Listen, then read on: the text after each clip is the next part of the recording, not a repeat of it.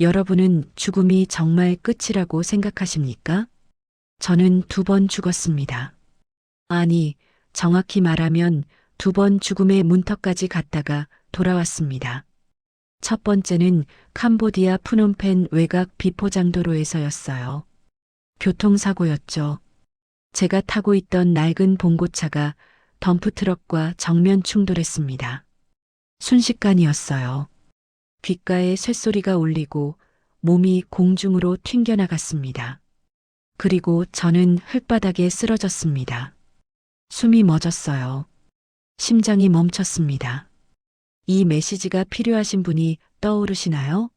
지금 공유해 주세요. 한 번의 클릭이 한 영혼을 살립니다. 좋아요와 구독으로 또한 영혼의 시작에 응원해 주시면 감사하겠습니다. 제 이름은 박은정입니다. 올해 67살이고 캄보디아에서 15년째 선교사로 살고 있습니다. 원래 저는 한국에서 간호사로 일했어요. 대학병원 중환자실에서 20년 넘게 근무했죠. 그러다 50대 초반 단기 의료봉사로 캄보디아에 왔다가 이곳 아이들을 만났습니다. 부모 없이 쓰레기장을 뒤지던 아이들, 굶주림에 뼈만 앙상한 아이들. 그 눈빛을 본 순간 저는 알았습니다. 여기가 제가 있어야 할 자리라는 걸요. 그렇게 저는 모든 걸 정리하고 캄보디아로 건너왔습니다. 푸놈펜 외곽에 작은 고아원을 열었고 지금까지 30여 명의 아이들과 함께 살고 있습니다. 하지만 몇 년 전부터 제 사역에 또 다른 사명이 더해졌습니다. 바로 보이스피싱 조직에 갇힌 한국 청년들을 구출하는 일이었죠. 그 일을 하다가 저는 죽음을 2번 경험하게 됐습니다. 첫 번째 사고 때 제 심장은 8분간 멈췄습니다. 의사들은 나중에 말했어요. 기적이라고요. 그런데 저는 그 8분 동안 완전히 다른 세계에 있었습니다. 어둠이었어요. 깊고 고요한 어둠. 하지만 무섭지 않았습니다. 오히려 평화로웠죠. 그런데 갑자기 저 멀리서 빛이 보이기 시작했어요. 작은 점 같던 빛이 점점 커지더니 어느새 저를 감싸기 시작했습니다. 그 빛 속에서 저는 한 형상을 봤습니다. 분명히 봤어요. 예수님이었습니다. 말로 표현할 수 없는 사랑이 저를 감쌌어요. 제 평생 느껴본 적 없는 완벽한 사랑이었습니다. 저는 그저 눈물만 흘렸습니다. 그런데 그때 음성이 들렸어요. 아직 아니다. 돌아가라. 분명한 음성이었습니다. 귀로 들은 게 아니라 제 영혼 깊은 곳에서 울려 퍼지는 음성이었어요. 저는 그 순간 알았습니다. 제가 아직 이 땅에서 해야 할 일이 남았다는 걸요. 그리고 다시 눈을 떴습니다. 병원 응급실이었어요. 의사들이 놀란 얼굴로 저를 내려다보고 있었습니다. 한 의사가 말했죠. 부인 심장이 8분간 멈췄었어요. 도저히 믿을 수가 없습니다. 저는 대답도 못하고 그저 눈물만 흘렸습니다. 감사의 눈물이었습니다. 회개의 눈물이었습니다. 그리고 두려움의 눈물이기도 했죠. 왜냐하면 저는 알았거든요. 제가 돌아온 이유를, 주님께서 저를 다시 보내신 이유를요. 병원 침대에 누워 창밖을 바라봤습니다. 아침 해가 떠오르고 있었어요. 캄보디아의 뜨거운 햇살이 창문을 통해 제 얼굴을 비쳤습니다. 저는 손을 가슴에 얹고 기도했습니다. 주님, 제가 다시 살아났습니다. 제 생명, 이제 주님의 것입니다. 제 숨이 다하는 그날까지 주님께서 맡기신 사명을 끝까지 감당하겠습니다. 성경은 이렇게 말합니다. 수고하고 무거운 짐진 자들아, 다 내게로 오라. 내가 너희를 쉬게 하리라. 저는 그날 아침 그 말씀을 온몸으로 느꼈습니다. 죽음은 끝이 아니었습니다. 죽음조차 하나님의 계획 속에 있었습니다. 그분은 제게 더 큰 사명을 주시려고 죽음의 문턱까지 저를 데려가셨던 거예요. 병원에서 나온 지 사흘째 되던 날, 저는 고아원으로 돌아갔습니다. 아이들이 달려와 제 품에 안겼어요. 아이들은 울었고, 저도 울었습니다. 선생님, 안 돌아가시는 거죠? 한 아이가 물었습니다. 저는 고개를 끄덕였죠. 응. 선생님은 너희 곁에 있을 거야. 주님께서 허락하시는 그날까지. 그날 밤 저는 망고나무 아래 무릎을 꿇고 기도했습니다. 별들이 쏟아질 듯 밝았어요. 캄보디아의 밤하늘은 언제나 아름답습니다. 그 별빛 아래에서 저는 다짐했습니다. 다시는 제 뜻대로 살지 않겠다고, 오직 주님의 뜻을 따르겠다고. 그런데 그 다짐이 얼마나 큰 싸움의 시작인지 저는 그때 몰랐습니다. 진짜 전쟁은 이제부터였으니까요. 고아원으로 돌아온 날 아이들이 저를 보자마자 울음을 터뜨렸습니다. 선생님, 선생님 살아오셨어요. 10명이 넘는 아이들이 제 품으로 달려왔어요. 작은 손들이 제 옷을 움켜쥐었습니다. 저는 그 자리에 주저앉아 아이들을 꼭 껴안았죠. 미안해. 선생님이 너희를 놀라게 했구나. 아이들은 고개를 저었어요. 한 아이가 말했습니다. 우리 매일 기도했어요. 하나님이 선생님 다시 보내달라고요. 그 말에 또 눈물이 났습니다. 이 아이들의 기도가 저를 살린 거였어요. 아니, 정확히는 하나님께서 이 아이들의 기도를 들으셨던 겁니다. 저는 그날 밤 아이들과 함께 찬양했습니다. 주 은혜임을 우리가 믿습니다. 아이들의 맑은 목소리가 캄보디아의 밤하늘로 퍼져나갔어요. 저는 그 노랫소리를 들으며 생각했습니다. 이곳이 제 자리구나. 이 아이들이 제가 지켜야 할 양떼구나. 하지만 그것만이 제 사명의 전부는 아니었습니다. 사고에서 회복한 지 한 달쯤 지났을 때였어요. 저는 시장에 장을 보러 갔다가 한국말을 하는 청년을 만났습니다. 얼굴이 창백했고 눈빛이 흔들리고 있었어요. 혹시 한국 분이세요? 청년이 조심스럽게 물었습니다. 저는 고개를 끄덕였죠. 네, 저 선교사예요. 무슨 일 있어요? 청년은 주변을 두리번거리더니 작은 목소리로 말했습니다. 저, 도와주세요. 저 여기 갇혀 있어요. 그 청년은 보이스피싱 조직에 속아 캄보디아로 끌려온 23 청년이었습니다. 탈출하려다 잡혀서 매를 맞았고 여권도 빼앗겼다고 했어요. 저는 그날 그 청년을 숨겨줬습니다. 고아원 창고에 며칠간 재워주고 한국 대사관에 연락했죠. 우여곡절 끝에 그 청년은 한국으로 돌아갈 수 있었습니다. 떠나던 날 청년이 제 손을 꼭 잡았어요. 선생님, 은인이십니다. 평생 잊지 않겠습니다. 저는 고개를 저었습니다. 아니에요. 주님이 너를 구하신 거예요. 나는 그저 도구일 뿐이에요. 그날 밤 저는 잠을 이룰 수 없었습니다. 방 안에 무릎을 꿇고 기도했어요. 주님, 저 같은 청년이 또 있습니까? 저 같은 아이들이 지금 이 순간에도 고통받고 있습니까? 대답은 침묵이었습니다. 하지만 저는 알았어요. 그 침묵 속에 하나님의 뜻이 담겨 있다는 걸요. 새벽 5시쯤 되었을 때 창밖에서 새소리가 들렸습니다. 저는 눈을 떴어요. 그리고 그 순간 분명한 음성을 들었습니다. 가서 그들을 구하라. 죽음의 문턱에서 들었던 그 음성이었습니다. 저는 온몸에 전율이 흘렀어요. 주님, 제가 어떻게 합니까? 저는 그저 늙은 선교사일 뿐입니다. 하지만 음성은 계속됐습니다. 내가 할 수 있는 것을 하라. 나머지는 내가 하겠다. 저는 그 자리에서 엎드렸습니다. 눈물이 멈추지 않았어요. 성경 말씀이 떠올랐습니다. 내가 누구를 보내며 누가 우리를 위하여 갈꼬? 이사야 선지자가 들었던 그 음성을 저도 듣고 있었던 겁니다. 저는 대답했습니다. 제가 여기 있나이다. 저를 보내소서. 그날부터 제 삶이 완전히 바뀌었습니다. 낮에는 고아원 아이들을 돌보고 밤에는 보이스피싱 조직에 갇힌 청년들을 찾아다녔어요. 위험한 일이었습니다. 어두운 골목을 혼자 걸어야 했고 의심스러운 건물들을 일일이 확인해야 했죠.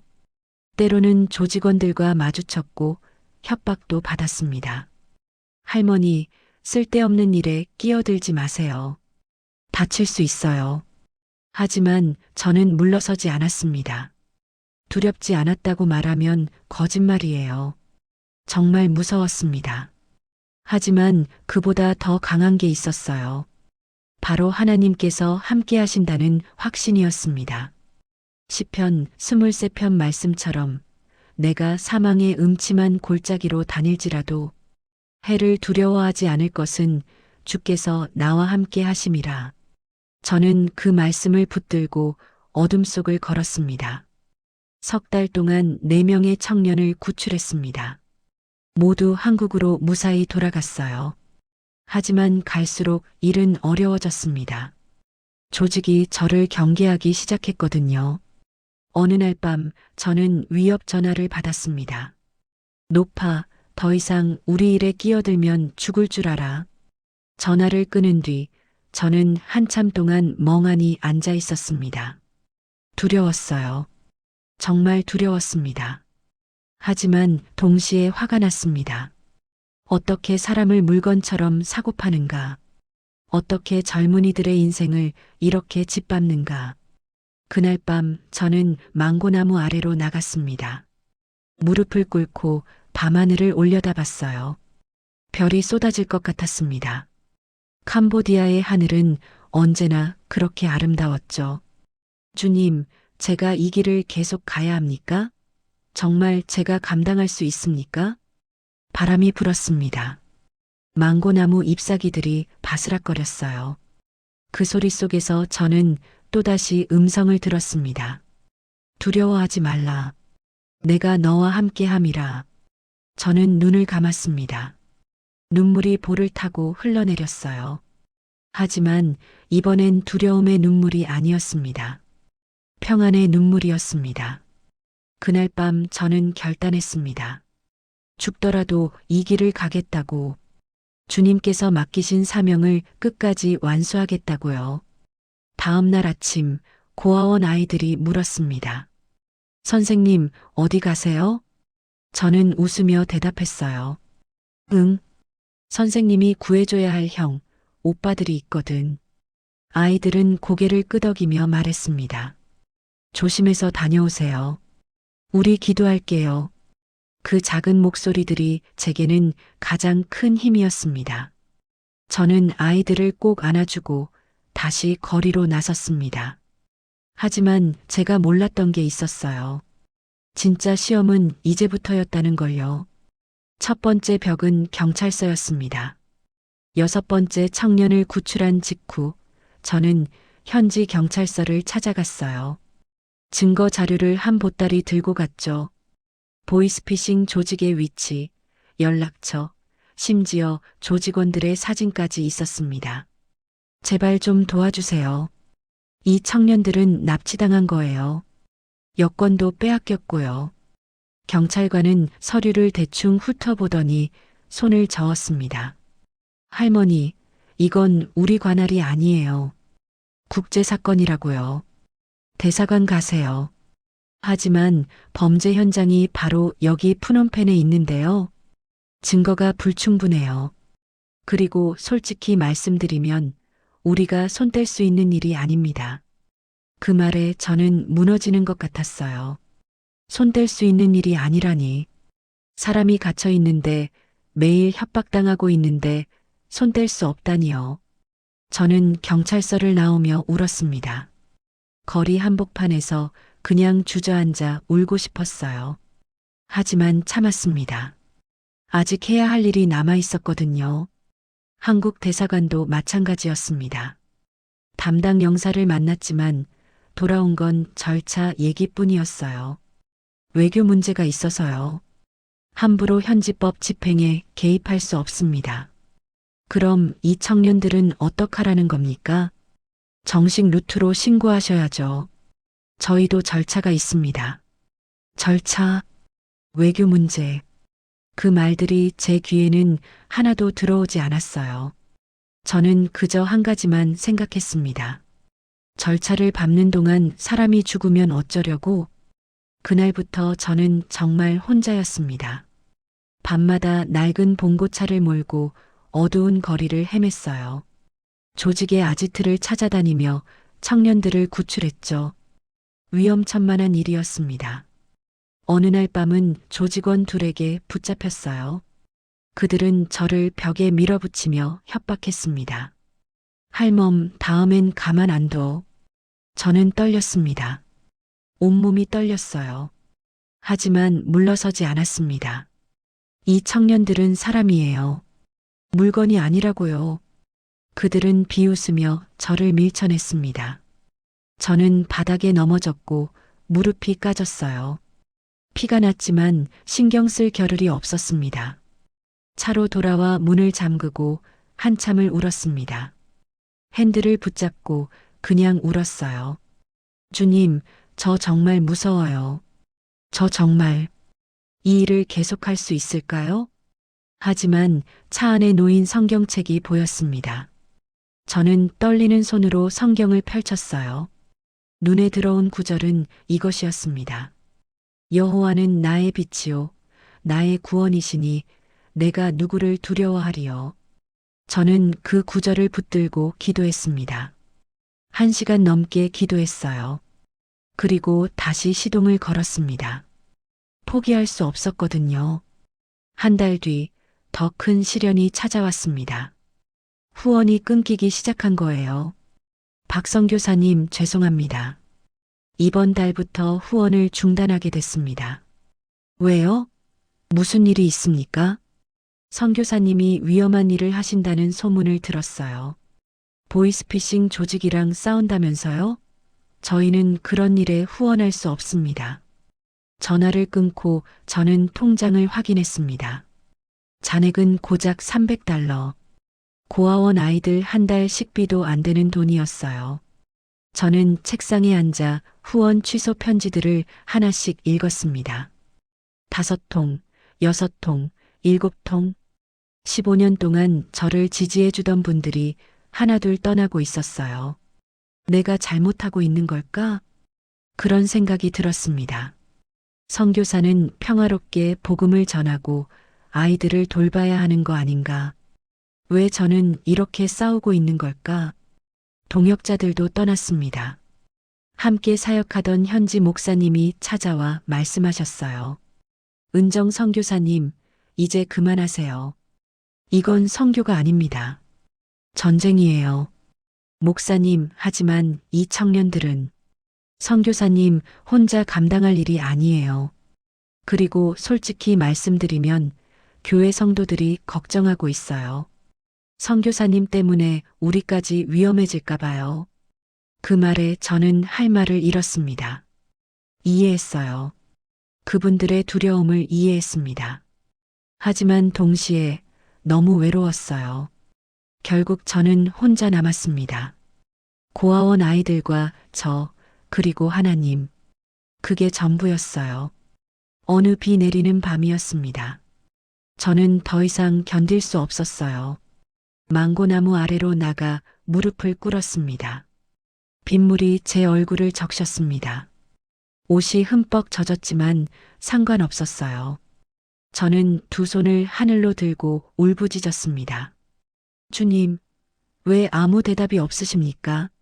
제가 잘못 들은 겁니까? 정말 제가 이 길을 가야 합니까? 천둥이 쳤습니다. 번개가 하늘을 갈랐어요. 하지만 하나님의 음성은 들리지 않았습니다. 주님, 저 혼자서는 못합니다. 정말 못해요. 후원도 끊겼고, 동역자도 없고, 경찰도 대사관도 돕지 않아요. 제가 어떻게 합니까? 저는 땅바닥에 엎드렸습니다. 진흙탕에 얼굴을 묻고 그냥 울었어요. 힘이 하나도 없었습니다. 주님, 저 이제 포기해도 됩니까? 제가 잘못 생각한 건가요? 비는 계속 내렸습니다. 저는 얼마나 그 자리에 있었는지 모르겠어요. 1시간이었는지, 2시간이었는지, 그때 작은 손이 제 어깨를 잡았습니다. 깜짝 놀라 고개를 들었어요. 고아원 아이 중 하나인 소피아였습니다. 10살짜리 여자아이였죠. 선생님, 왜 울어요? 소피아도 비에 젖어 있었어요. 저는 아이를 끌어안았습니다. 소피아야, 선생님이 힘들어서 그래. 그럼 우리 같이 기도해요. 선생님이 저희한테 그랬잖아요. 힘들 때는 기도하라고요. 그 작은 목소리에 제 마음이 무너졌습니다. 아이는 제 손을 잡고 기도하기 시작했어요. 하나님, 선생님 힘들게 하지 마세요. 선생님은 좋은 분이에요. 우리를 사랑해주는 분이에요. 제발 선생님을 도와주세요. 눈물이 멈추지 않았습니다. 이번엔 감사의 눈물이었어요. 하나님께서 이 작은 아이를 통해 말씀하고 계셨던 겁니다. 너는 혼자가 아니다. 저는 소피아를 안고 다시 기도했습니다. 이번엔 달랐어요. 울부짖는 기도가 아니라 고백하는 기도였습니다. 주님, 제가 교만했습니다. 제 힘으로 하려 했습니다. 용서하소서. 그날 밤 저는 깨달았습니다. 제가 싸워야 할 대상은 조직이 아니었어요. 제 안의 교만과 두려움이었습니다. 그 후 일주일 동안 저는 일어나지 못했습니다. 몸이 말을 듣지 않았어요. 아침에 눈을 떠도 침대에서 일어날 힘이 없었습니다. 그냥 천장만 멍하니 바라봤죠. 이게 끝인가? 그런 생각이 들었어요. 15년간 쌓아온 모든 게 무너지는 것 같았습니다. 후원도, 동역자도, 힘도, 심지어 믿음까지 모두 사라져버린 것 같았어요. 고아원 살림은 바닥났고 쌀이 떨어졌습니다. 아이들 학비도 밀렸어요. 하지만 저는 아무것도 할 수 없었습니다. 침대에 누워 그저 시간만 흘려보냈죠. 아이들이 밥을 가져다 줬습니다. 선생님 먹어요. 하지만 입맛이 없었어요.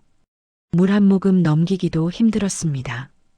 아이들의 걱정스러운 눈빛이 보였지만 저는 고개를 돌렸어요. 아이들에게 이런 모습을 보이고 싶지 않았거든요. 밤이 되면 악몽을 꿨습니다. 청년들이 저를 부르는 꿈이었어요. 선생님 도와주세요. 왜 저희를 버리세요? 꿈속에서 저는 달려가려 했지만 다리가 움직이지 않았습니다. 청년들은 점점 어둠 속으로 사라졌어요. 저는 비명을 지르며 깼습니다. 온몸이 땀으로 젖어 있었어요. 심장이 미친 듯이 뛰었습니다. 저는 어둠 속에서 울었어요. 주님, 제가 뭘 잘못했습니까? 왜 저를 이렇게 버려두십니까? 대답은 없었습니다. 침묵만이 방 안을 가득 채웠죠. 아이들은 제 방문 앞에서 기도했습니다.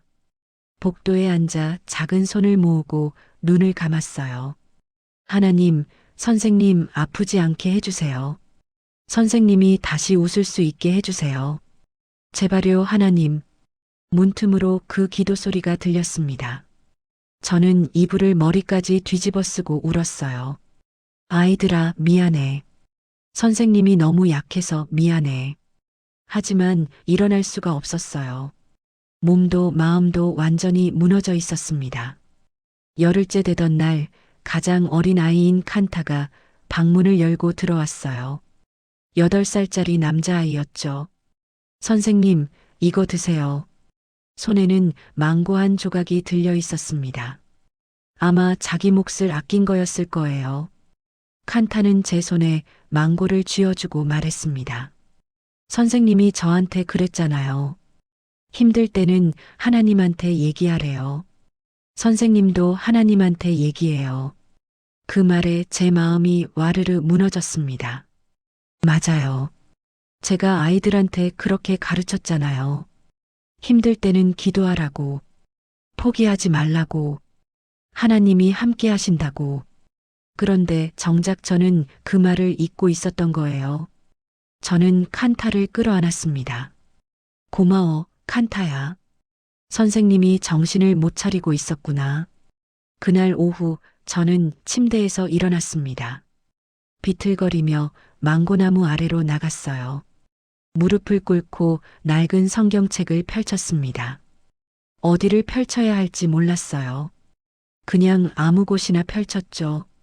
눈에 들어온 구절은 마태복음 11장 28절이었습니다. 수고하고 무거운 짐진 자들아 다 내게로 오라 내가 너희를 쉬게 하리라. 저는 그 구절을 읽고 또 읽었습니다. 눈물이 흘러내렸어요. 주님, 제가 너무 무거운 짐을 혼자 지려고 했습니다. 제 힘으로 하려고 했어요. 교만했습니다. 바람이 불었습니다. 망고나무 잎사귀들이 바스락거렸어요. 그 소리가 마치 하나님의 음성 같았습니다. 내가 너와 함께 있다. 저는 성경책을 가슴에 안았습니다. 주님, 제가 잘못했습니다. 다시 시작하게 해주세요. 이번엔 제 힘이 아니라 주님의 힘으로 하겠습니다. 그날 밤 저는 오랜만에 깊이 잠들었습니다. 악몽도 없었어요. 평화로운 잠이었습니다. 꿈을 꿨어요. 빛나는 들판에 서 있었습니다. 저 멀리서 누군가 걸어오고 있었어요. 가까이 오자 그분이 누군지 알 수 있었습니다. 예수님이었어요. 예수님은 웃으며 제 어깨에 손을 얹으셨습니다. 수고했다. 잘 견뎌냈구나. 주님, 저는 실패했습니다. 아무것도 못했어요. 아니다. 너는 많은 걸 배웠다. 가장 중요한 걸 배웠지. 그게 뭡니까? 내 힘으로는 아무것도 할 수 없다는 것. 그리고 나와 함께라면 무엇이든 할 수 있다는 것. 눈을 떴을 때 아침 해가 떠오르고 있었습니다. 창문으로 햇살이 쏟아져 들어왔어요. 저는 침대에서 일어났습니다. 몸이 가벼웠어요.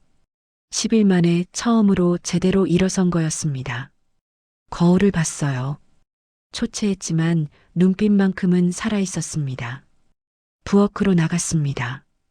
아이들이 깜짝 놀라며 달려왔어요. 선생님, 다 나았어요? 저는 웃으며 아이들을 안았습니다. 응, 선생님 다 나았어. 걱정시켜서 미안해. 그날 저녁 우리는 마당에 모였습니다. 손을 잡고 원을 그리며 기도했어요. 저는 아이들과 함께 기도하며 깨달았습니다. 제가 지켜야 할 건 이 아이들만이 아니었어요. 하나님께서 제게 맡기신 모든 영혼들이었습니다. 주님, 이제 제가 알겠습니다. 제 힘으로는 안 된다는 걸요. 하지만 주님의 힘으로는 할 수 있다는 것도 알겠습니다. 기도를 마치고 고개를 들었을 때 석양이 하늘을 물들이고 있었어요. 붉고 아름다운 노을이었습니다. 소피아가 제 손을 잡으며 물었어요. 선생님, 이제 괜찮아요? 저는 고개를 끄덕였습니다. 응, 이제 괜찮아. 아니, 괜찮은 게 아니라 다시 시작할 수 있게 됐어. 다음 날부터 저는 다시 움직이기 시작했습니다. 하지만 이번엔 달랐어요.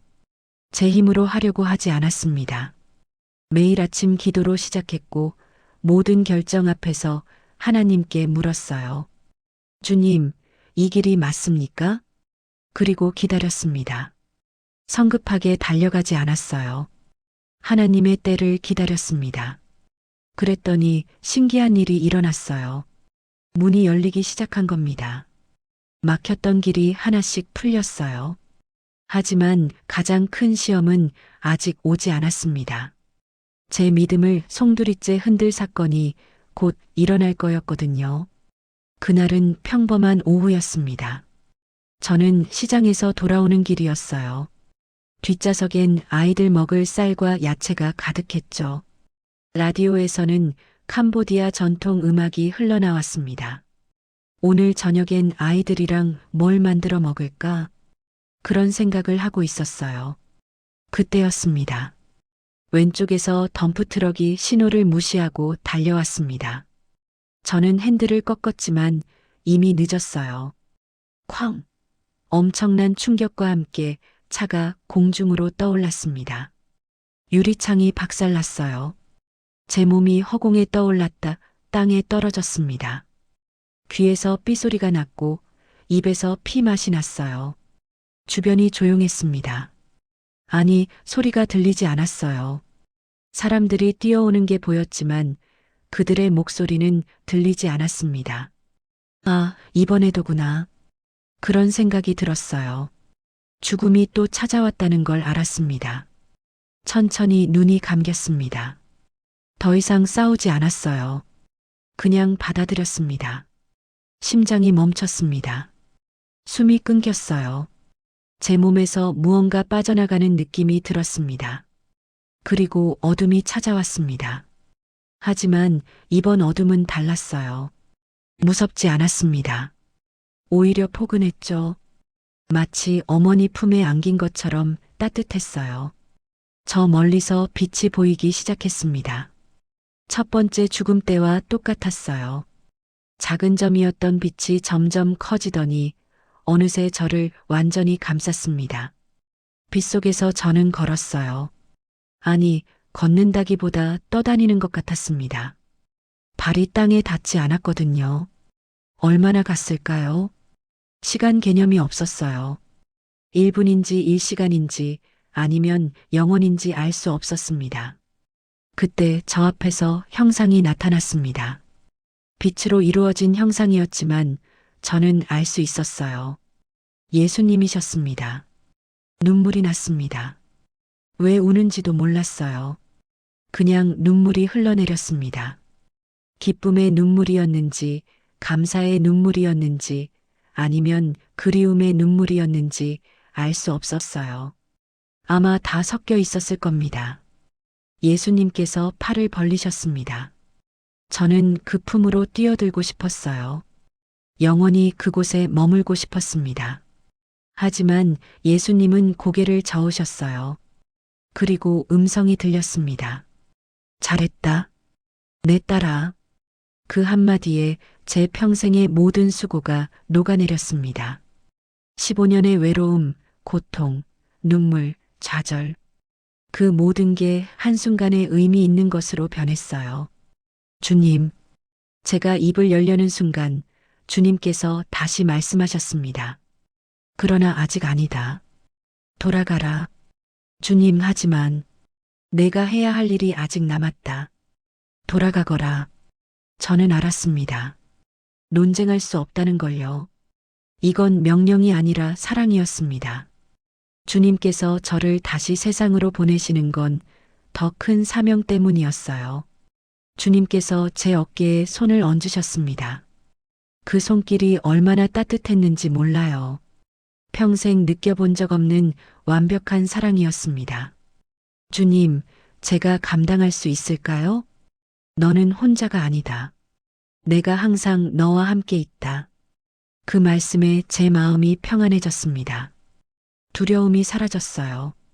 주님과 함께라면 무엇이든 할 수 있다는 확신이 들었습니다.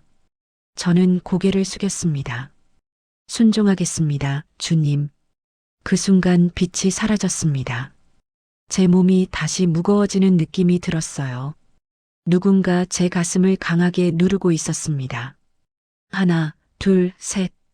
희미하게 소리가 들렸어요. 의사의 목소리였습니다. 다시, 제세동기, 전기 충격이 제 몸을 관통했습니다. 아팠어요. 하지만 동시에 살아있다는 느낌이 들었습니다. 가슴이 뛰기 시작했어요. 폐에 공기가 들어왔습니다. 눈꺼풀이 떨렸어요. 심박동 돌아왔습니다. 믿을 수가 없어요. 8분이나 멈췄었는데 의사들의 목소리가 들렸습니다. 저는 눈을 뜨려고 애썼어요. 눈꺼풀이 무거웠지만 천천히 열렸습니다. 흐릿하게 천장이 보였습니다. 형광등 불빛이 눈부셨어요. 주변에서 의료진들이 바쁘게 움직이고 있었습니다. 저는 손을 들어 올리려 했어요. 힘이 없었지만 간신히 들어 올렸습니다. 두 손을 하늘로 향했어요. 감사합니다. 주님, 목소리가 거의 나오지 않았습니다. 하지만 제 마음을 하나님은 아실 거예요. 눈물이 흘러내렸습니다. 이번엔 감사의 눈물이었어요. 제가 다시 살아났다는 게 믿기지 않았습니다. 한 간호사가 제 손을 잡았어요. 괜찮으세요? 지금 병원이에요. 사고를 당하셨어요. 저는 고개를 끄덕였습니다. 알아요. 하지만 저 괜찮아요. 주님께서 저를 보내셨어요. 의사가 다가와 말했습니다. 정말 기적입니다. 부인의 심장이 8분간 멈췄었어요. 의학적으로 설명할 수 없는 일입니다. 저는 미소를 지었어요. 의학으로는 설명 못해도 믿음으로는 설명할 수 있어요. 이건 기적이 아니라 하나님의 계획이었어요. 창밖을 보니 해가 지고 있었습니다. 붉은 노을이 하늘을 물들이고 있었어요. 주님, 다시 한번 기회를 주셔서 감사합니다. 저는 그렇게 기도했습니다. 사흘 뒤 퇴원했어요. 몸은 아직 완전히 회복되지 않았지만 마음만큼은 그 어느 때보다 강했습니다. 고아원으로 돌아가는 길에 저는 생각했어요. 2번의 죽음을 경험하면서 제가 깨달은 게 뭘까? 답은 간단했습니다. 죽음은 끝이 아니라는 것. 그리고 진짜 삶은 하나님과 함께할 때 시작된다는 것. 성경 말씀이 떠올랐어요. 내게 사는 것이 그리스도니 죽는 것도 유익함이라. 사도 바울의 고백이었죠. 저는 이제 그 말씀을 온전히 이해했습니다. 죽음조차 두렵지 않았어요. 왜냐하면 저는 이미 주님을 만났고 그분의 음성을 들었으니까요. 고아원에 도착했을 때 아이들이 달려나왔습니다. 선생님, 다시 오셨어요. 저는 아이들을 하나하나 안아줬어요. 응, 선생님은 너희를 떠나지 않아.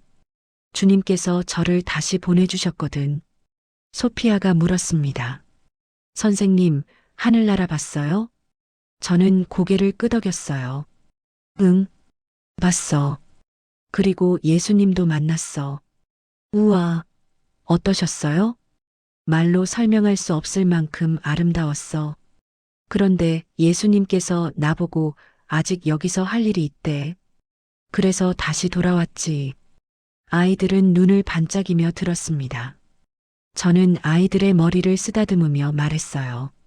선생님은 이제 두렵지 않아. 무엇도 두렵지 않아. 왜냐하면 주님께서 항상 함께 하시거든. 그날 밤 저는 오랜만에 깊이 잠들었습니다. 평안한 잠이었어요.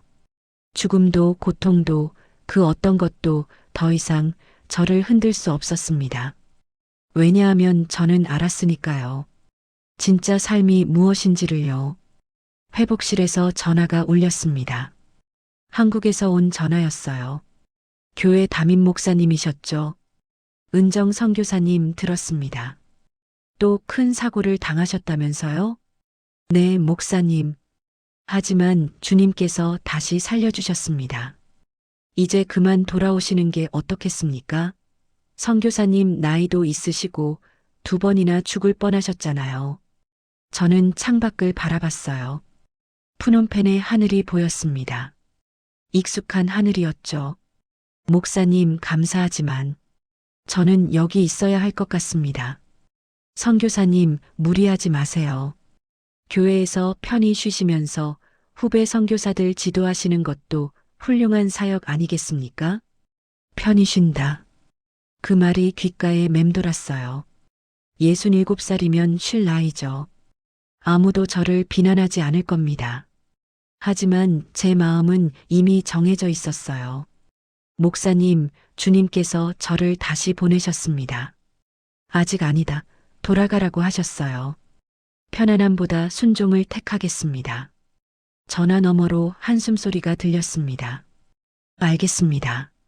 선교사님의 결정을 존중하겠습니다. 하지만 몸 조심하세요. 감사합니다, 목사님. 기도 부탁드립니다.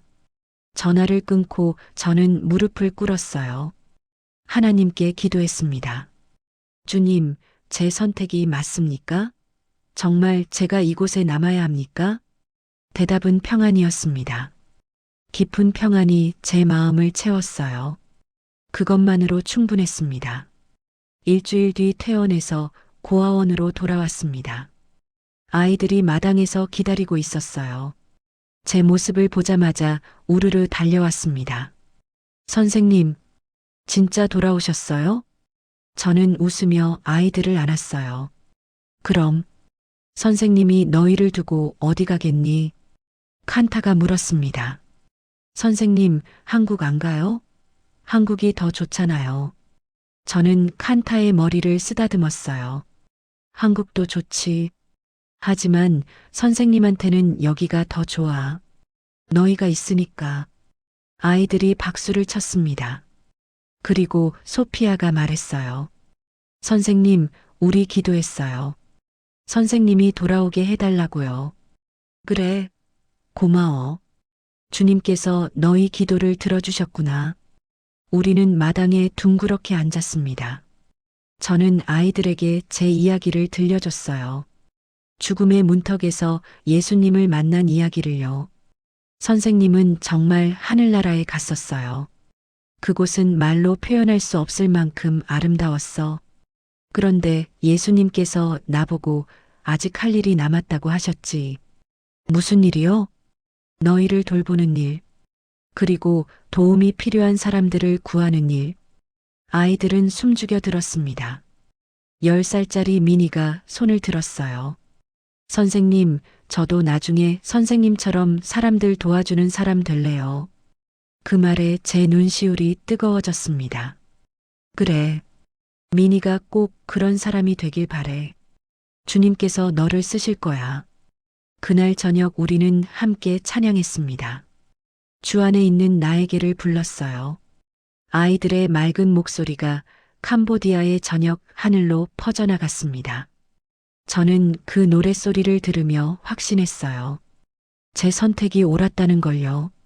집도 가족도 편안함도 다 포기했습니다. 하지만 그보다 더 큰 것을 얻었어요. 사명과 기쁨과 평안을요. 성경 말씀처럼 무엇을 먹을까, 무엇을 마실까, 무엇을 입을까 염려하지 말라. 너희 하늘 아버지께서 이 모든 것이 너희에게 있어야 할 줄을 아시느니라. 저는 이제 진짜로 그 말씀을 믿었습니다. 사실 한국에서 가족들이 왔었어요. 저를 데려가려고요. 동생이 공항까지 마중 나왔습니다. 비행기 표도 끊어놨다고 했어요. 언니, 이제 그만하고 돌아가. 조카들도 보고 싶어 해. 저는 동생의 손을 잡았습니다. 미안해. 하지만 언니는 여기 있어야 해. 왜요? 왜 거기 있어야 해요? 2번이나 죽을 뻔했잖아요. 동생의 눈에 눈물이 고였어요. 저도 울컥했습니다. 나도 알아. 위험한 거 알아. 하지만 이게 내 자리야. 하나님께서 나를 여기 두신 거야. 하나님? 하나님이 언니를 죽게 하려고요? 아니야. 하나님은 나를 살리셨어. 2번이나. 그건 아직 할 일이 남았다는 뜻이야. 동생은 한참을 울었습니다. 저도 같이 울었어요. 하지만 제 결정은 흔들리지 않았습니다. 공항 출국장 앞에서 동생과 헤어질 때 동생이 말했어요. 언니, 후회 안 해요? 저는 고개를 저었습니다. 한 번도 후회한 적 없어. 이게 내 인생에서 가장 잘한 선택이야. 동생은 저를 꽉 안았어요. 그래, 알았어. 언니가 행복하다면. 그걸로 됐어. 아이들이 달려와 동생에게 인사했습니다. 이모, 안녕히 가세요. 동생은 아이들을 보며 씁쓸하게 웃었어요. 언니를 잘 부탁해요. 우리 언니 너무 무리하지 않게 해줘요. 네, 걱정 마세요. 동생을 보내고 고아원으로 돌아오는 길, 저는 여행 가방을 끌며 생각했어요. 내가 포기한 게 뭐였지? 편안한 삶, 가족과의 시간, 안정된 노후. 세상 사람들이 중요하게 생각하는 것들이었죠. 그럼 내가 얻은 건 뭐지? 사명, 기쁨, 그리고 영원한 가치. 세상이 줄 수 없는 것들이었어요. 고아원에 도착했을 때 해가 지고 있었습니다. 붉은 노을이 낡은 건물을 비췄어요. 망고나무가 바람에 흔들리고 있었죠. 저는 가방을 내려놓고 고아원을 바라봤습니다. 낡고 초라한 건물이었어요. 페인트가 벗겨지고 지붕이 삐걱거렸죠. 하지만 제 눈에는 궁전처럼 보였습니다. 왜냐하면 이곳에 사랑이 있었으니까요. 이곳에 하나님의 임재가 있었으니까요. 문을 열고 들어가자 아이들이 저녁 기도를 하고 있었습니다. 저는 조용히 뒤에 앉아 함께 기도했어요. 하나님, 감사합니다. 오늘도 우리를 지켜주셔서 감사합니다. 아이들의 목소리가 하나로 모였습니다. 그 소리가 얼마나 아름다운지 몰라요. 기도가 끝나고 소피아가 물었습니다. 선생님, 정말 안 가시는 거죠? 저는 웃으며 대답했어요. 응, 안 가. 주님께서 부르실 때까지 여기 있을 거야. 아이들이 환호했습니다. 그리고 저를 에워싸고 안았어요. 그 순간 저는 알았습니다. 이게 제가 선택한 삶이고, 이게 제가 걸어갈 길이라는 거요. 그리고 한 번도 후회하지 않을 거라는 것도요. 석 달 뒤 예상치 못한 일이 일어났습니다. 현지 신문사에서 연락이 왔어요. 제 이야기를 기사로 쓰고 싶다고 했습니다. 선교사님의 간증이 많은 사람들에게 희망이 될 것 같습니다. 기자는 젊은 캄보디아 여성이었어요. 열정적인 눈빛을 가지고 있었죠. 하지만 제 이야기가 뭐가 특별합니까? 2번이나 죽음을 경험하고도 포기하지 않으셨잖아요. 그리고 아무도 돕지 않는 청년들을 구하고 계시고요. 저는 망설였습니다. 언론에 나서는 게 두려웠어요. 보이스피싱 조직이 더 위협할 수도 있었으니까요. 하지만 기자의 다음 말이 제 마음을 움직였습니다. 선교사님의 이야기가 알려지면 더 많은 사람이 도울 거예요. 혼자 싸우지 않으셔도 됩니다. 그 말이 맞았어요. 기사가 나가자 변화가 시작됐습니다. 현지 언론뿐 아니라 한국 언론에서도 관심을 보였어요. 방송국에서 취재를 왔고 제 간증이 여러 매체에 실렸습니다. 처음엔 부담스러웠어요. 카메라 앞에 서는 게 익숙하지 않았거든요. 하지만 이건 저를 위한 게 아니었습니다. 갇혀있는 청년들을 위한 거였어요. 인터뷰에서 저는 말했습니다. 저는 특별한 사람이 아닙니다. 그저 하나님의 부르심에 순종하려는 평범한 사람입니다. 하지만 하나님께서 함께 하시면 평범한 사람도 비범한 일을 할 수 있습니다. 더 놀라운 변화가 있었어요. 한국 대사관의 태도가 달라졌습니다. 영사가 직접 고아원을 찾아왔어요. 예전에 저를 냉담하게 대하던 그분이었죠. 선교사님, 죄송합니다. 저희가 너무 안일했습니다. 무슨 말씀이세요? 선교사님 이야기가 알려지면서 본국에서 지시가 내려왔습니다. 보이스피싱 피해자 구조에 더 적극적으로 나서라고요. 저는 눈물이 났어요. 그동안 얼마나 외로웠는지, 얼마나 답답했는지. 감사합니다. 정말 감사합니다. 아닙니다. 오히려 저희가 감사해야죠. 선교사님이 혼자 감당하셨던 일을 이제 함께 하겠습니다. 대사관과 협력이 시작되면서 일이 체계화됐습니다. 현지 경찰과의 협력도 강화됐어요. 구조 활동이 안전해졌고 효율적으로 변했습니다. 이제 저 혼자가 아니었어요. 팀이 생긴 겁니다. 석 달 동안 12명의 청년을 구출했습니다. 모두 한국으로 무사히 돌아갔어요. 처음엔 혼자 싸웠습니다. 외롭고 두려웠죠. 하지만 포기하지 않았어요. 그랬더니 하나님께서 길을 여셨습니다. 성경 말씀이 떠올랐어요. 의에 줄이고 목마른 자는 복이 있나니 그들이 배부를 것이며. 저는 이제 그 말씀을 체험하고 있었습니다. 어느 날 공항에서였어요. 25살 청년을 한국으로 보내는 날이었죠. 청년의 이름은 준혁이었습니다. 조직에 6개월간 갇혀 있었던 아이였어요. 구출될 때 체중이 40kg밖에 안 됐습니다. 선생님, 정말 감사합니다. 선생님 아니었으면 저 죽었을 거예요. 준혁이는 제 손을 꼭 잡았어요. 눈물이 주르륵 흘러내렸습니다. 아니야. 하나님께서 너를 구하신 거야. 나는 그저 도구였을 뿐이야. 아니에요. 선생님이 혼자 위험을 무릅쓰고 저를 찾아오셨잖아요. 평생 잊지 않을게요. 저도 눈물이 났어요. 준혁이를 꼭 안아줬습니다. 한국 가서 잘 살아. 그리고 기억해. 하나님께서 너를 사랑하신다는 걸. 네. 꼭 기억하겠습니다. 준혁이가 출국장으로 들어갈 때 뒤돌아보며 손을 흔들었어요. 저도 손을 흔들어줬습니다. 그 모습을 보며 저는 생각했어요. 이게 제가 살아야 하는 이유구나. 이게 주님께서 저를 2번이나 살리신 이유구나.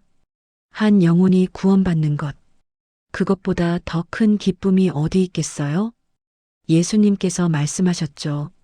한 사람이 회개하면 하늘에서는 회개할 것 없는 의인 99으로 말미암아 기뻐하는 것보다 더하리라. 저는 이제 그 기쁨을 알았습니다. 하늘의 기쁨을 이 땅에서 맛보고 있었어요. 그날 밤 고아원으로 돌아와 망고나무 아래 섰습니다. 밤하늘에 별이 가득했어요. 캄보디아의 하늘은 언제나 이렇게 아름다웠죠. 달빛이 제 얼굴을 비췄습니다. 저는 하늘을 올려다보며 기도했어요. 주님, 감사합니다. 오늘도 한 영혼이 구원받았습니다. 바람이 불었어요. 따뜻한 바람이었습니다. 마치 하나님께서 제 머리를 쓰다듬는 것 같았죠. 주님, 제가 혼자라고 생각했을 때가 있었습니다. 아무도 없다고 생각했어요. 하지만 틀렸습니다. 주님께서 항상 함께 하셨습니다. 눈물이 흘러내렸어요. 감사의 눈물이었습니다. 15년 전 처음 캄보디아에 왔을 때를 떠올렸습니다. 그때 저는 아무것도 몰랐어요. 그저 아이들을 돕고 싶다는 마음뿐이었죠. 그런데 하나님께서 제 작은 마음을 사용하셨습니다. 고아원을 열게 하셨고 청년들을 구하는 사명을 주셨어요. 심지어 2번이나 죽음에서 살려내셨습니다. 왜일까? 왜 저를 이렇게까지 사용하시는 걸까? 대답은 간단했어요.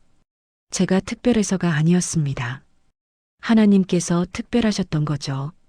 성경은 이렇게 말합니다. 너희는 세상의 빛이라. 저는 그저 작은 촛불이었어요. 하지만 그 작은 빛도 어둠을 뚫을 수 있었습니다. 고아원을 돌아보니 불이 켜져 있었어요. 아이들이 아직 안 잤나 봅니다. 안으로 들어가니 아이들이 제 방 앞에 모여 있었어요. 선생님, 왜 안 자고 있어? 소피아가 대답했습니다. 선생님 기다렸어요. 같이 기도하려고요. 아이들이 제 손을 잡았어요. 우리는 원을 그리며 기도했습니다. 하나님, 감사합니다. 오늘도 선생님을 지켜주셔서 감사합니다. 그리고 오빠가 한국으로 무사히 돌아갔다고 들었어요. 감사합니다. 칸타가 기도했습니다. 하나님, 저희도 나중에 선생님처럼 사람들 도와주는 사람 되고 싶어요. 그렇게 할 수 있게 도와주세요. 아이들의 기도를 들으며 저는 깨달았습니다. 제 사명은 청년들을 구하는 것만이 아니었어요. 이 아이들을 키우는 것도 사명이었습니다. 다음 세대의 일꾼들을 길러내는 거죠. 언젠가 이 아이들이 자라서 세상으로 나갈 거예요. 그때 이들이 빛과 소금이 되길 바랍니다. 이들을 통해 더 많은 영혼이 구원받길 소망합니다. 기도를 마치고 아이들을 재웠습니다. 한 명 한 명 이마에 키스하며 축복했어요. 주님께서 너를 지키시고 축복하시길. 아이들은 평화롭게 잠들었습니다. 저는 그 모습을 보며 미소 지었어요. 빛이 어둠을 뚫었습니다. 희망이 절망을 이겼어요. 그리고 사랑이 두려움을 몰아냈습니다. 이제 한 걸음만 더 남았습니다. 마지막 여정이 기다리고 있었어요. 2025년 새해 첫날 아침이었습니다. 새벽 5시, 저는 망고나무 아래 섰어요. 아직 어둠이 남아 있었지만 동쪽 하늘이 서서히 밝아지고 있었습니다. 해가 떠오르고 있었어요. 황금빛 햇살이 하늘을 물들였습니다. 새로운 해, 새로운 시작이었죠. 저는 떠오르는 해를 바라보며 기도했습니다. 주님, 새해를 맞이하게 하시니 감사합니다. 67번의 새해를 보냈지만 이번처럼 감사한 적은 없었습니다. 주름진 손을 펼쳐봤어요. 나이가 든 손이었습니다. 하지만 이 손으로 얼마나 많은 일을 했는지 몰라요. 아이들을 안아주고 밥을 해주고 청년들을 구하고 눈물을 닦아주고 이 늙은 손이 하나님의 손이 되었습니다. 주님, 제 숨이 다하는 날까지 한 영혼이라도 더 구하게 하소서. 제가 서 있을 수 있는 그날까지 주님의 일을 하게 하소서. 바람이 불었어요. 따뜻한 바람이 제 얼굴을 스쳤습니다. 마치 하나님께서 말씀하시는 것 같았어요. 잘하고 있다. 조금만 더 가거라. 저는 미소 지었습니다. 피곤했지만 행복했어요. 힘들었지만 보람이 있었습니다. 성경은 이렇게 말합니다. 선을 행하다가 낙심하지 말지니 포기하지 아니하면 때가 이름에 거두리라. 저는 이제 그 때를 보고 있었습니다. 아이들이 깨어났습니다. 하나둘 부엌으로 나왔어요. 선생님, 새해 복 많이 받으세요. 선생님도 새해 복 많이 받아. 우리는 함께 아침 식사를 했습니다. 간단한 밥과 국이었지만 그 어떤 호화로운 음식보다 맛있었어요. 칸타가 물었습니다. 선생님, 올해 소원이 뭐예요? 저는 아이들을 둘러봤어요. 10명의 얼굴이 저를 바라보고 있었습니다. 선생님 소원은 너희가 모두 건강하게 자라는 거야. 그리고 하나님을 사랑하는 사람이 되는 거고. 소피아가 말했습니다. 저희 소원은 선생님이 오래오래 사는 거예요. 아이들이 일제히 고개를 끄덕였어요. 저는 울컥했습니다. 고마워. 선생님도 너희랑 오래오래 함께 있고 싶어. 식사를 마치고 우리는 함께 청소를 했습니다. 마당을 쓸고 설거지를 하고 빨래를 널었어요. 평범한 일상이었습니다. 특별할 것 없는 하루였죠. 하지만 이 평범함이 제게는 기적이었어요. 2번이나 죽을 뻔했던 제가 지금 여기 살아서 아이들과 함께 있다는 것. 그것이 바로 기적이었습니다. 일을 하면서 저는 노래를 불렀어요. 주 은혜임을 우리가 믿습니다. 아이들도 따라 불렀습니다. 그 노랫소리가 고아원을 가득 채웠어요. 그날 오후 근처 교회에서 간증을 요청했습니다. 작은 시골 교회였어요. 나무로 만든 단순한 건물이었죠. 예배당에는 50여 명의 성도가 앉아 있었습니다. 저는 강단에 섰습니다. 나무 십자가가 뒤에 걸려 있었어요. 여러분, 안녕하세요. 저는 박은정입니다. 사람들이 박수를 쳤습니다. 저는 제 이야기를 시작했어요. 죽음의 문턱에서 예수님을 만난 이야기. 혼자 싸우며 절망했던 이야기. 그리고 하나님께서 다시 일으켜 세우신 이야기. 저는 특별한 사람이 아닙니다. 그저 평범한 사람이에요. 실수도 많이 하고 두려워하기도 합니다. 사람들이 조용히 들었습니다. 하지만 한 가지는 확실히 알게 됐습니다. 하나님께서 함께 하시면 평범한 사람도 비범한 일을 할 수 있다는 거예요. 한 할머니가 손수건으로 눈물을 닦았어요. 저는 2번 죽었습니다. 그리고 2번 다 하나님께서 저를 살리셨어요. 왜일까요? 아직 할 일이 남았기 때문입니다. 제 목소리가 떨렸어요. 여러분, 우리는 모두 사명을 가지고 있습니다. 크든 작든 화려하든 평범하든 하나님께서 각자에게 주신 사명이 있어요. 중요한 건 그 사명을 발견하는 게 아닙니다. 순종하는 겁니다. 하나님의 음성을 듣고 순종하는 거예요. 저는 강단에서 내려와 사람들 사이로 걸어갔습니다. 혹시 여기 계신 분 중에 지금 힘드신 분 계십니까? 포기하고 싶으신 분 계세요? 몇몇 손이 올라갔어요. 제가 말씀드리고 싶은 게 있습니다. 포기하지 마세요. 하나님께서 여러분과 함께 하십니다. 한 젊은 여성이 눈물을 흘렸습니다. 저는 그녀의 어깨에 손을 얹었어요. 아직 아니에요. 하나님께서 말씀하십니다. 아직 아니다. 계속 가거라라고요. 예배당이 울음소리로 가득 찼습니다. 하지만 슬픔의 울음이 아니었어요. 치유의 울음이었습니다. 저녁이 되어 고아원으로 돌아왔습니다. 아이들이 마당에서 기다리고 있었어요. 석양이 지고 있었습니다. 붉은 노을이 하늘을 물들이고 있었죠. 선생님, 같이 기도해요. 아이들이 제 손을 잡았습니다. 우리는 원을 그리며 섰어요. 망고나무가 우리를 내려다보고 있었습니다. 하나님, 감사합니다. 제가 기도를 시작했습니다. 오늘 하루를 주셔서 감사합니다.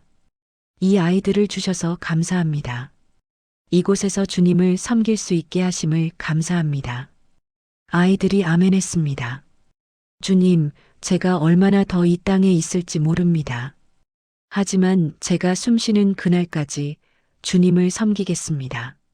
눈물이 났어요. 하지만 슬픈 눈물이 아니었습니다. 감사의 눈물이었어요. 사명은 짐이 아니라 기쁨이었습니다. 고난은 저주가 아니라 축복이었습니다. 그리고 죽음은 끝이 아니라 시작이었습니다. 바람이 불었습니다. 따뜻한 바람이 우리를 감쌌어요. 주님, 아직 아니다. 돌아가라고 하신 그 말씀이 오늘도 제 심장을 뛰게 합니다. 감사합니다. 아멘. 아멘. 아이들의 목소리가 하나로 모였습니다. 기도를 마치고 우리는 손을 놓지 않았습니다. 그대로 석양을 바라봤어요. 해가 지고 있었습니다. 하루가 끝나고 있었죠. 하지만 이건 끝이 아니었어요. 내일이 또 올 테니까요. 칸타가 물었습니다. 선생님, 내일도 우리랑 있을 거죠? 저는 웃으며 대답했어요. 그럼, 내일도 모레도 주님께서 부르실 때까지 너희랑 함께 있을 거야. 약속이에요? 약속이야. 그날 밤 저는 일기를 썼습니다. 2025년 1월 1일. 새해 첫날. 오늘도 하나님의 은혜로 살았다. 아이들과 웃었고, 간증을 전했고, 기도했다. 평범한 하루였지만 기적 같은 하루였다. 펜을 내려놓고 창밖을 봤어요. 별이 쏟아질 듯 밝았습니다. 주님, 제 인생은 주님의 것입니다. 제가 가진 모든 날, 모든 시간, 모든 숨결이 주님의 것입니다. 창문을 열었습니다. 밤바람이 들어왔어요. 죽음도 삶도 그 무엇도 저를 주님의 사랑에서 끊을 수 없습니다. 이제 저는 압니다. 진짜 삶이 무엇인지를요. 불을 끄고 침대에 누웠습니다. 피곤했지만 마음은 평안했어요. 내일은 또 어떤 일이 일어날까? 그런 생각을 하며 눈을 감았습니다. 두렵지 않았어요. 기대됐습니다. 왜냐하면 저는 혼자가 아니니까요. 하나님께서 함께 하시니까요. 잠들기 전 마지막으로 기도했습니다. 주님, 아직 아니지요? 제가 아직 할 일이 남았지요? 그렇다면 저를 계속 사용해 주세요. 이 늙은 몸이지만 주님의 손과 발이 되겠습니다. 아멘. 캄보디아의 밤은 고요했습니다. 별들이 반짝였고 바람이 불었어요. 고아원에서는 아이들의 고른 숨소리가 들렸습니다. 평화로운 밤이었죠. 그리고 한 늙은 선교사는 깊이 잠들었습니다. 미소를 띤 채로요. 그녀는 알았습니다. 내일 아침에도 해가 뜰 거라는 걸, 그리고 주님께서 다시 그녀를 깨우실 거라는 걸. 왜냐하면 아직 할 일이 남아 있으니까요. 아직 아니다. 돌아가라. 그 음성이 오늘도 그녀의 심장을 뛰게 합니다. 여러분, 이것이 박은정 선교사의 이야기입니다. 죽음의 문턱에서 예수님을 만나고 다시 이 땅으로 돌아온 한 여인의 간증이에요. 그녀는 오늘도 캄보디아에서 아이들을 돌보고 청년들을 구하고 있습니다. 혹시 여러분 중에 지금 힘드신 분 계십니까? 포기하고 싶으신가요? 하나님께서 말씀하십니다. 아직 아니다. 계속 가거라. 여러분의 사명은 아직 끝나지 않았습니다. 조금만 더 가십시오. 하나님께서 여러분과 함께 하십니다. 이 메시지가 필요한 분께 공유해 주세요. 좋아요와 구독으로 더 많은 이들에게 희망을 전해 주세요. 감사합니다.